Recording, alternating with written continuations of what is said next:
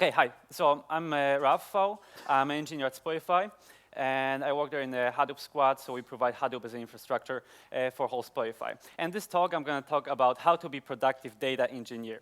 And I'm going to combine the knowledge of multiple people from Spotify, and I'll try to back this up with real stories, real success stories, real failures, mostly failures, you will see.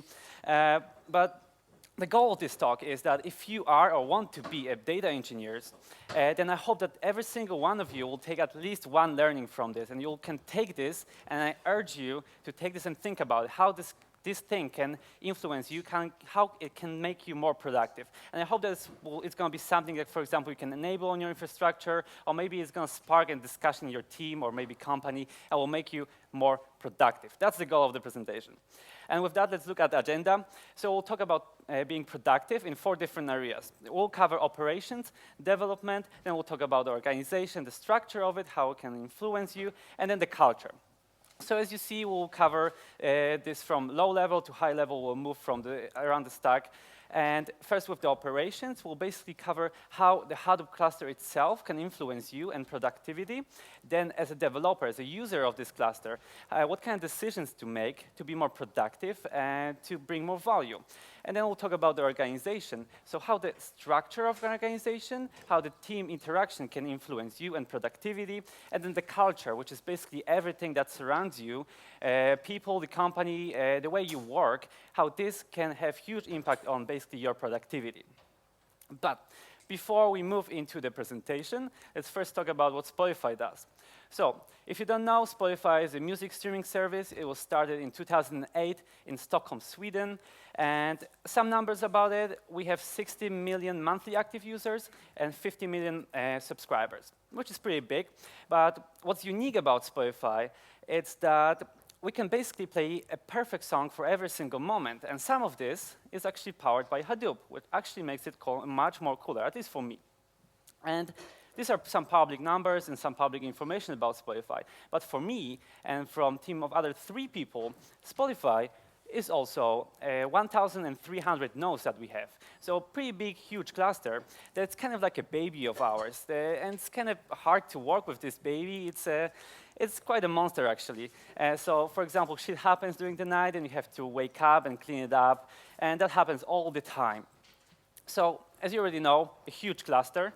And if there's one single lesson out of operations when it comes to a cluster like that, so going from handful of nodes to 1,300, then it's going to be automation. So you want to automate everything. You want to be proactive. You don't want to be reactive. You don't want to react to fires and put them out.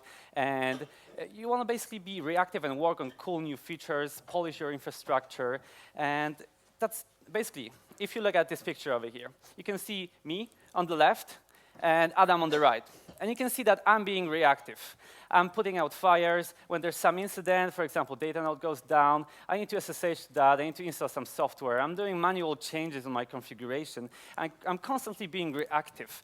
Every single incident, I have to react manually. And I'm losing time, and I'm being frustrated. And basically, there's nothing I can focus on. And look at Adam over here. Adam is happy, he's smiling, and basically because he nailed the automation, he can focus on new features, he can focus on polishing the infrastructure, which is pretty cool, and that's who you want to be. You want to be more of Adam and less of me. With that, how should you nail the automation? There are tools nowadays for that. You can use Apache Ambari, you can use Cloudera Manager. But before we dive in these 2 tools, let's first talk about Spotify. So Spotify started with Hadoop in 2009, so pretty early.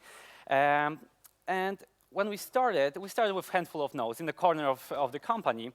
And that was OK to do manual work back then. Then there was a dark time when we moved to EMR for some time, and then we came back with on-premise nodes, and we bought 60 machines. Then we knew that we have to basically nail automation. We have to come up with some way to automate the configuration and management of our Hadoop. And because back then, Cloudera Manager was rather limited, and Ambari basically didn't exist, we had to implement something ourselves. And because we love Puppet, that's why we basically implemented our own Puppet manifests. And we basically nailed that. We are a couple of iterations in this process. And to give an example, for example, our most recent expansion of our cluster for in extra 400 nodes is rather easy. So the only thing that we have to actually do is to name the machines in a proper fashion, and then Puppet kicks in, it will install all the services, all the configuration, it will keep all the machines normalized, and we basically don't have to worry about this. It's basically nailed, which is pretty cool. But this slide is about Apache Ambari and Cloudera Manager. And you may ask why, though. So if we were to set up a cluster today at Spotify, would probably use one of these tools. There's lots of value that you get out of the box from these tools. These tools are so much better than 2 years ago, especially when it comes to Apache Ambari that didn't exist, basically.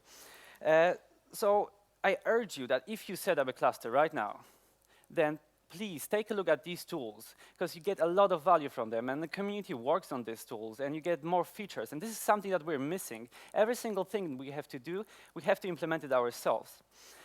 With that, even if you use these tools, they will not solve all your problems. They will be Hadoop specific, and they're not solving all the use cases. You will still need something automated, some kind of automation tool. Maybe it's going to be Puppet, maybe it's going to be Chef Salt, whatever you like. You will have to pick one and pick it and stick with it. What is actually pretty cool, a side effect of us implementing our own Puppet manifests, is that basically we know every single part about our infrastructure. And if something happens, then we know where to look. And it's actually pretty cool to have everything in one piece when it comes to low-level Linux settings, all the way to high-level Yarn configuration. But this actually touches one single problem that some of you may know. How many of you know what is not invented here? Yeah. So, not invented here problem is a pretty common problem at companies. It's basically when you undervalue third-party solutions, right? So when you have a problem, then you're thinking, okay, maybe we can use some solution that is out there already. But you're thinking, okay, it doesn't really solve all our problems, so maybe we'll implement something ourselves. And then basically you're losing time, and maybe you could actually evaluate these tools and be critical about them, but try them at least, and don't expect them to solve all your problems. And this is the case of Apache Ambari and Cloudera Manager. They will not solve all your problems, but they will be a good foundation for your solution, for sure. But what is actually more interesting when it comes to big data area is another problem, pretty recent, which is pretty recently described by Michael O'Church, as far as I know, which is never invented here. So a problem of never invented here is a sibling of not invented here. It's basically when you overvalue third-party solutions and open source tools. And big data area is filled with open source tools. There's a lot of them, and you can just basically pick them and just like put them in your infrastructure, and then you end up in this mess of gluing them together. And the problem with these big data tools is that most of them actually don't really work well with each other. And some of them actually don't even do what they're supposed to be doing. So I urge you to really evaluate tools, be critical about them, don't expect them to solve all your problems, and for sure come up with criteria for acceptance before you actually evaluate these tools. So critical, but think about them to bring balance. And actually, let's spend a few seconds and think about whether there is a case at your company where these two problems appear. Just a few seconds. Does anyone come up with something? It will appear. Yeah, but to back this up, I'll tell you a story about Spotify, though. So I will tell you a story of Wild Wild West. So some time ago, we had this external consultant at Spotify, and his goal was to basically certify our cluster. We had 4 days, basically, and the goal was to go through the configuration, different parts of our cluster, evaluate it, certify it, blah, blah. First 2 days went actually pretty well. We went through the configuration, and what was pretty cool that we couldn't really find anything easy to change that could actually bring value out of the box. We knew some problems were there, but we couldn't really solve it out of the box there. Which actually made us a little bit, proud of ourselves, because we had this super incredible Hadoop engineer that was worldwide known, and we couldn't really find anything to solve out of the box to improve our cluster. But oh boy, that was a big mistake to be proud of, because on day number 3, we're sitting in a room with the consultant, the team, and due to misconfiguration and miscommunication, our resource manager and standby name node went down, right? That will be still fine because resource manager starts in like minutes and standby name nodes can start in the background, nobody cares. But basically during the troubleshooting process, we killed our active name node. So at that point, our whole infrastructure was basically down, which at our scales means like 2 hours of downtime. And we had this external consultant over, and we were so like, this is a huge incident, and this is embarrassing for us. But that wasn't nearly as bad as day number 4. So in day number 4, we're sitting with the same team, consultant, and also our managers in the same room. And we are listening to this consultant saying that our procedures to test and deploy changes is like Wild West, and we're acting like cowboys over here. And that was hard to listen to, but he was right. He was 100% right, and we knew about that. So we went into the room with the team, and we thought, okay, we have to find some solution for this. So we came up with something that could be obvious for you, which is pre-production cluster. A pre-production cluster is a cluster made out of the same hardware profile machines as production cluster, and it has very similar configuration, almost the same. But it changes the way we deploy and test our changes, right? But how do we actually test changes? That was the question for us. So we didn't really know, so we went into the research mode, and we started reading and watching some presentations. Turns out that there's a tool by Yahoo called HIT that we were very impressed by. So we decided that we'll basically contact the creators. Turns out they don't have a plan to actually open source it. But they gave us a cool hint about testing. They said that we should look at Apache BigTop. So Apache BigTop basically is a tool that facilitates testing and deployment of Hadoop distributions.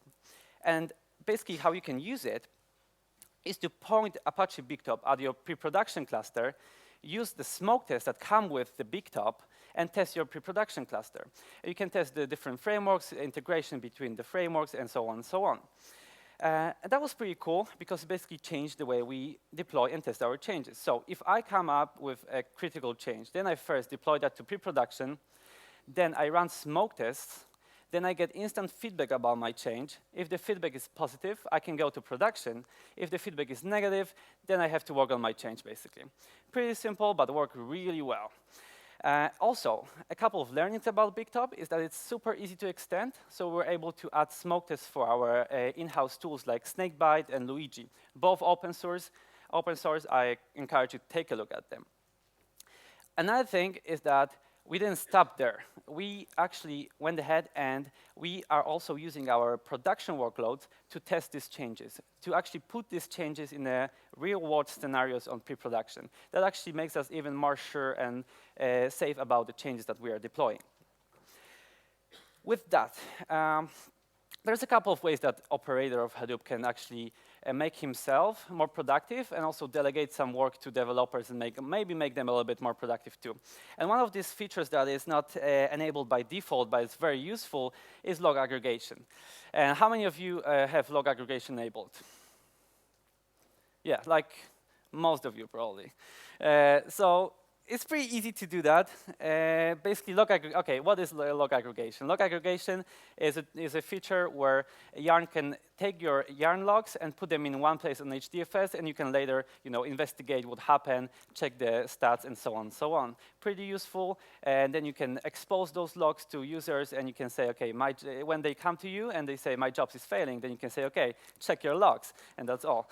But how to enable it actually? It's pretty easy. You have to say, aggregation enable, yeah, true. And then there's another setting for it. There's a setting, how long you want to keep the logs, retain them, basically. And there's a question like, how long should we keep the logs, right? And we were thinking, we have this huge cluster, so why don't we keep it for like a long time? What's the problem about that? So this is the change that we deployed. Pretty simple, enable it, and keep it for like 10 years, why not? And do you know what can happen here? It's what? Lots of files, exactly. So if you have lots of files, then you can see this message on your name node. When you see this message on your name node, then you meet Hell Elephant. And Hell Elephant is when your Hadoop infrastructure spectacularly goes down, and basically everything is down, and you're basically need to get up in the middle of the night and work. So a couple of lessons from this. Log aggregation it's a terrific feature. It makes us operators more productive because we can delegate work to developers, and they also can take an instant look at their jobs and see what's going on with it. Another thing, you have to monitor and alert on your heap size of your masters. Please do that. Another thing, be on top of your configuration settings. Learn about them. They're changing. Another cool feature to look at is look through the source code of configuration key files. Not all of these parameters are actually documented, and some of them are pretty cool to know about. And if you actually look at the code of log aggregation, then you will actually discover that the log aggregation happens on the directory level. So if you're thinking about profiling your jobs or maybe gathering GC logs for your jobs, then you can put these logs in a log directory and then get the aggregation just out of the box from it. And then these logs will get exposed to users. You can delegate more work to developers and focus on being happy and working on new features. Pretty cool feature, think about it. With that, we're kind of talking right now about developers, how we can make them more productive and delegate some work to them. So maybe let's switch now to how to be productive developer, how to be productive user of Hadoop. So a couple of lessons about this is first one is to pick the right tool for the job. Think about it, what makes you the most productive? What makes you bring the value for the company in the shortest possible time? And to back this up, let's talk about Spotify for a while. So, Spotify started, like I said, 2009, Hadoop, pretty early, and back then Spotify was a huge Python shop. So we've decided that we'll use Hadoop streaming for our jobs as a supported and default framework for MapReduce jobs. And that actually made a lot of sense back then because we had a lot of knowledge about Python, we could iterate fast, we can create a lot of jobs, thus provide a lot of value for the company and the business. Made sense back then. But as we were getting more mature, the infrastructure was getting more mature, we get more users in Spotify, and so on and so on. We're also moving from Python to Java, and this also had to happen in the data infrastructure. That's why we needed something better than Hadoop streaming, something that is more safer, more stable, easier to test, and also performs better. That's why we went into the research mode. I encourage you to take a look at presentations that David Whitening did. He does extensive overview of the frameworks. They are available on YouTube. Take a look.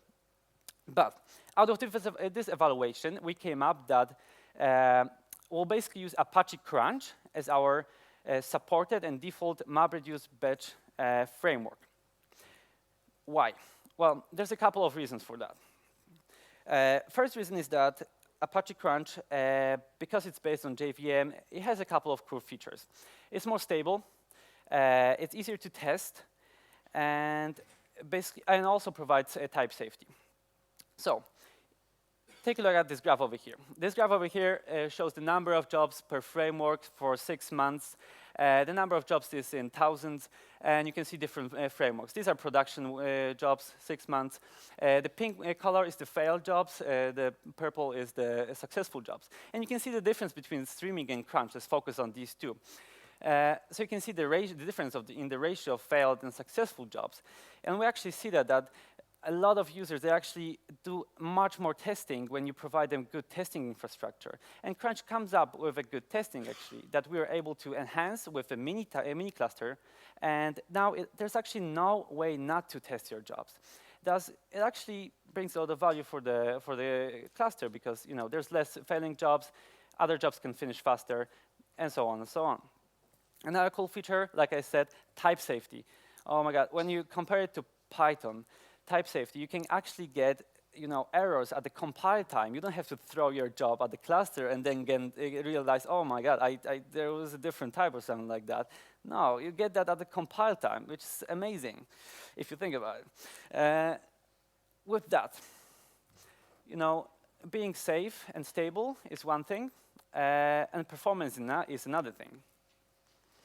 So, this is another graph. This graph compares Apache Crunch and Hadoop streaming, and this is only for map throughput. So you can see the Crunch on the left and Hadoop streaming on the right.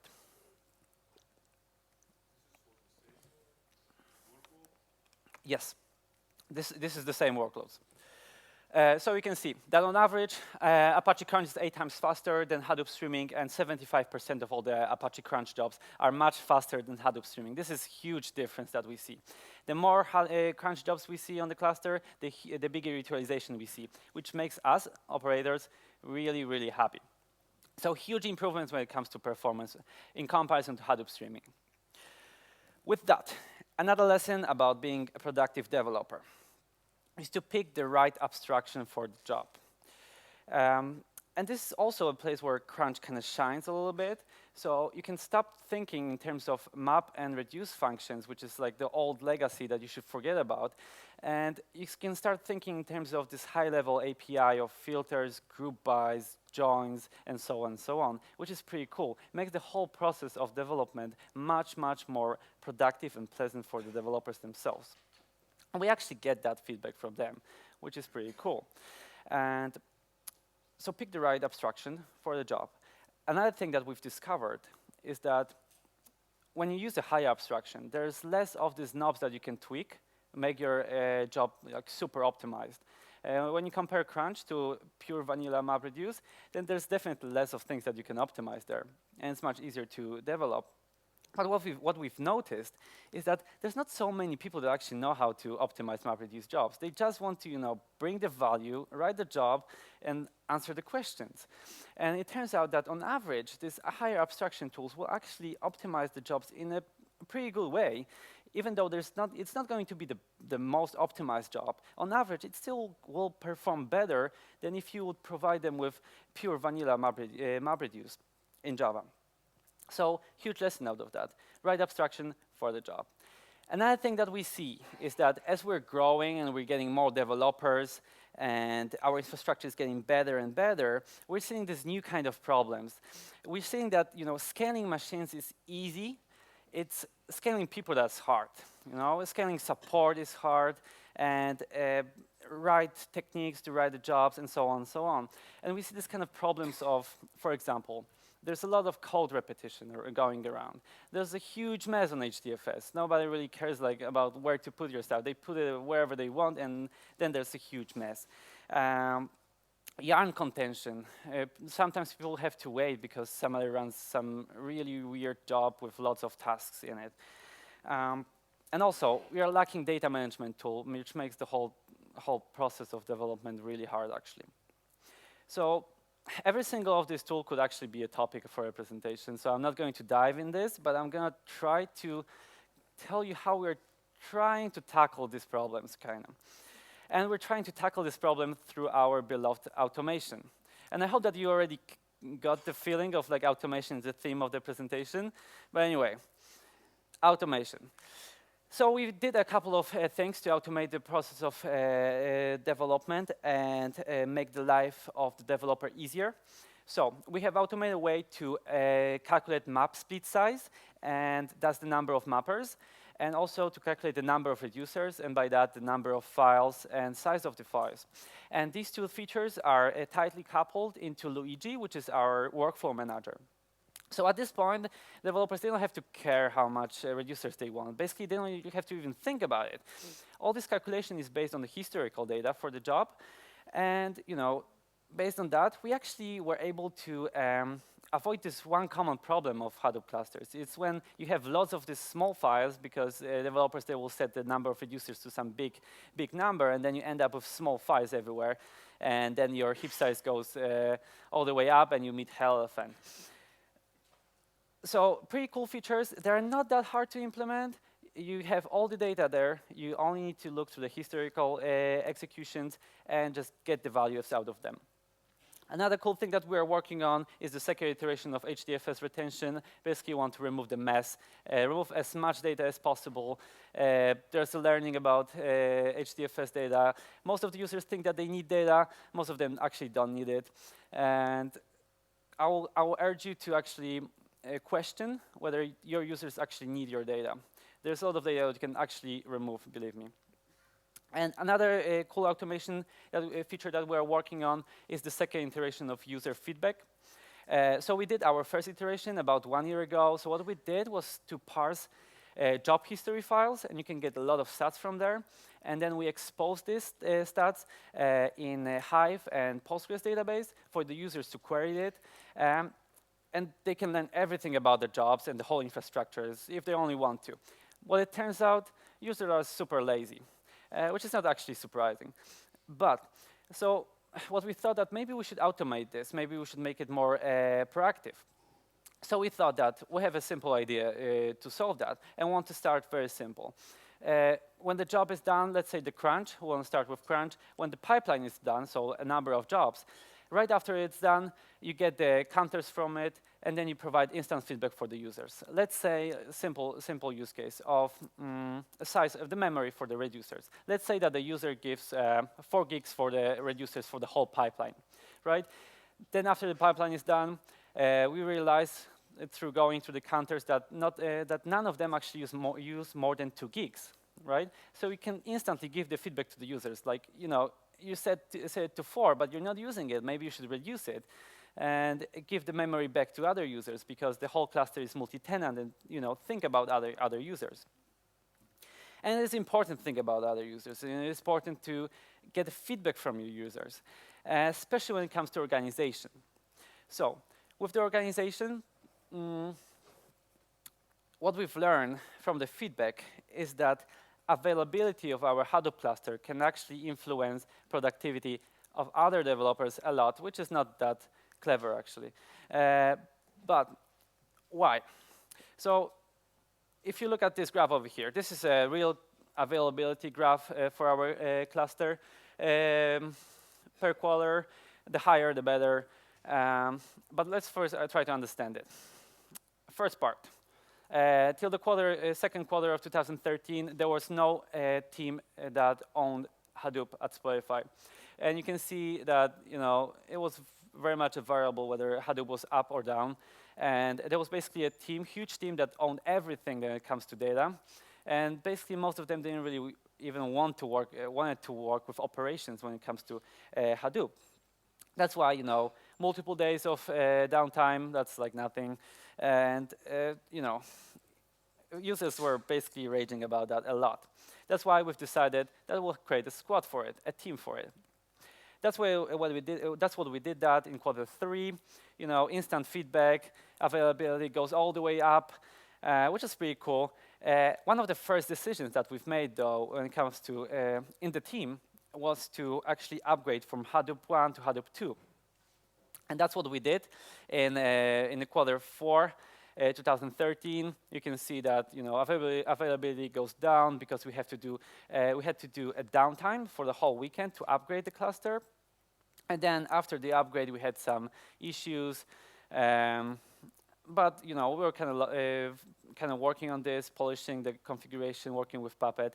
And it took us a little bit, like around 2 quarters for that. And then starting from Q2, we're slowly getting to the point where we want to be. Availability is staying pretty high. It's pretty okay. And what's actually pretty cool is that we get this feedback from users. We get the feedback that, you know, they see that the cluster is all the time up, and it actually boosts their productivity. They can expect that the jobs will run and they will finish. Sometimes they have to wait a little bit longer because there's a contention, but the jobs will finish. The cluster will be up, which is cool features to actually get from your users. So, a lesson. You really, really want to have a squad that is solely dedicated to your Hadoop infrastructure. It brings a lot of value, and users will love it. When it comes to stuff that users love, and, you know, your users and all that, the culture. Feedback is important. Like we were talking about, from feedback we've learned that we need a separate team for this. But when it comes to my opinion, there are 3 pillars of culture when it comes to at Spotify at data. The first one is experimentation. Second one, failing fast. The third one is to embrace failure. So it is important to experiment, especially in big data where you have lots of solutions and you basically want to try them, you want to learn about them, and you want to have time to learn about these tools. And what's cool at Spotify, we have this company-wide whole week, basically whole hack week, whole week of hacking. And also R&D days where you have like 20% of your time to basically hack on Hadoop and learn about Hadoop. But while we're learning and while we're experimenting, we have to remember that we are an agile company and we have to make small steps. We have to check our assumptions and fail fast. And don't be afraid to fail. Failing is not a bad thing. You should embrace the failure. You should talk about it, both internally and externally. Like, if you get to meet Hell Elephant, talk about it. Bring that to other people so that they can learn about it. Embrace failure, really important. To back this up, these three pillars. I will talk about one experiment that is still ongoing at Spotify, which is Spark. We all love Spark, right? Especially when it doesn't work. We tried many times, and it brings a lot of value. The abstraction is great, but when you want to scale it, you will hit a lot of issues. And we have really high hopes for it. We're constantly evaluating it. We are sure that this is going to be a big thing at Spotify, for sure, but it's not there yet. In fact, it's not actually welcome at our cluster at Yarn. If you are a random user at our cluster and you want to run Spark, expect that we'll kill it. There are a couple of users that know how to use Spark, and they will use it for small jobs because they love abstraction, and we know that they know what they're doing. But overall, it's not welcome.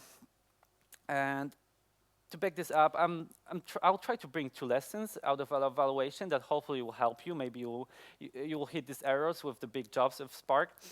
The first one, okay, we wanted to evaluate a big machine learning job.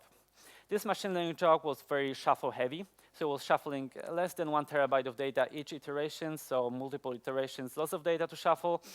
And what we saw is that it was very unstable.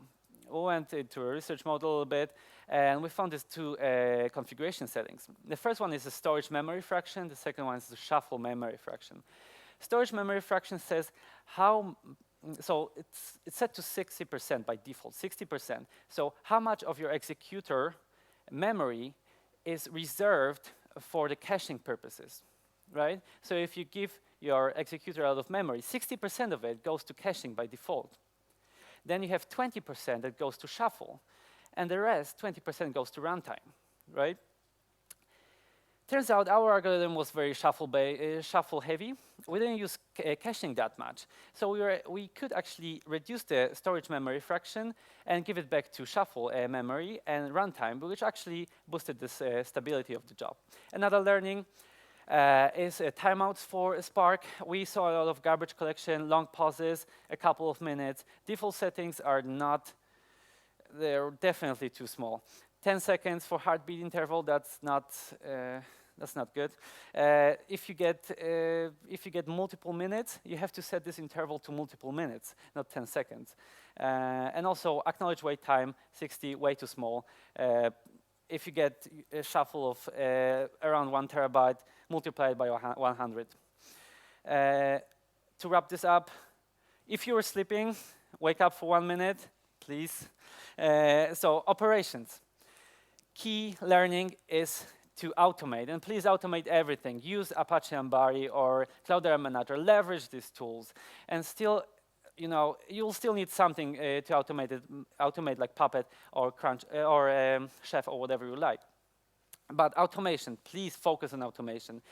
Focus on automation so that you can focus on cool features and actually polishing the infrastructure. Development, pick the right abstraction and right tool for the job. Think about what brings the value and how you can iterate fast and bring the value for the company and for the business, because that's what matters most. Organization, there's huge value in having a team that is solely dedicated to Hadoop cluster and infrastructure, and we have data to back this up, and you really want this too. Culture, you want to experiment. You want to experiment, be agile, fail fast, and embrace the failure. Go to presentation, talk about your failures. And yeah, basically, I hope this is a little bit about that too, the whole presentation. Experiment. That is actually the end. We'll have 5 minutes for questions. We are actually hiring Surprise.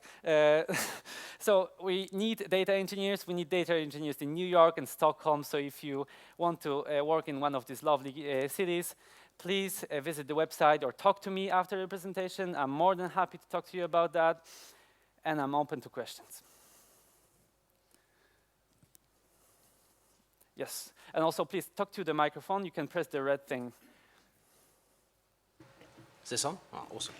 You talked about a pre-production cluster. How do you load data into that, and how much data do you load into that?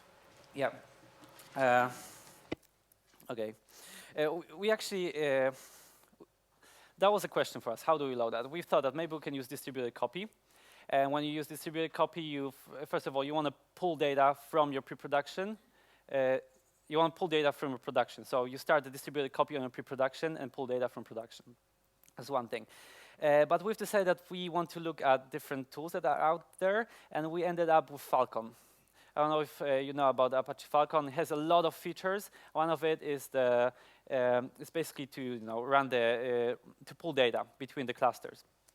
It's a little bit too much just for the copy of data. We could use distributed copy probably, but we are kind of we hope that Falcon will bring value in time, and actually works well for the use case of copying the data. But you can simply use distributed copy. It will work pretty well.